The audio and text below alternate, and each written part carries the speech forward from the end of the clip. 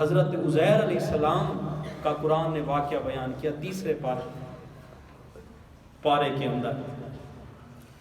آپ 100 سال کے بعد جب اللہ تعالیٰ نے دوبارہ زندہ کیا تو قرآن کہتا ہے کہ آپ کے پاس جو کھانا تھا اور جو پانی تھا وہ بھی موجود تھا، اور ساتھ جس خچر پہ سوار ہو کے آئے تھے تو 100 سال کا عرصہ ہے.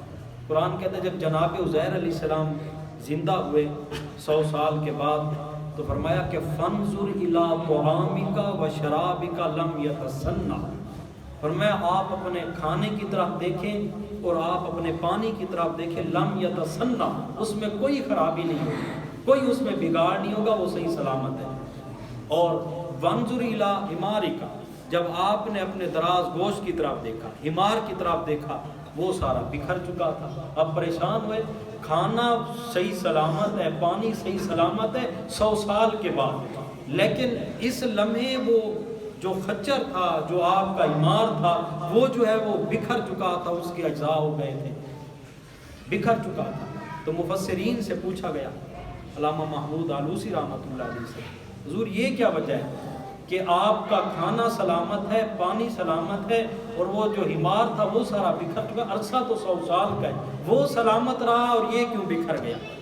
آپ نے فرمایا وجہ یہ ہے کہ کھانا اور پانی یہ دونوں سلامت اس لیے رہے کہ یہ دونوں چیزیں نبی کا جزو بدن بننا تھی، نبی کے بدن کا جز بننا تھی.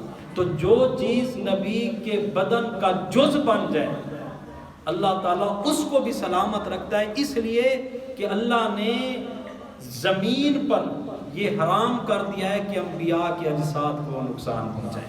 تو جو چیز ان کے بدن کا جز بنے اللہ اس کو بھی سلامت رکھتا ہے. تو قربان جاؤں کریم آقا فرمایا الفاطمہ تو بدعۃ منی، فرمایا فاطمہ فقط جزو بدن نہیں، محمد کے جگر کا ٹکڑا ہے.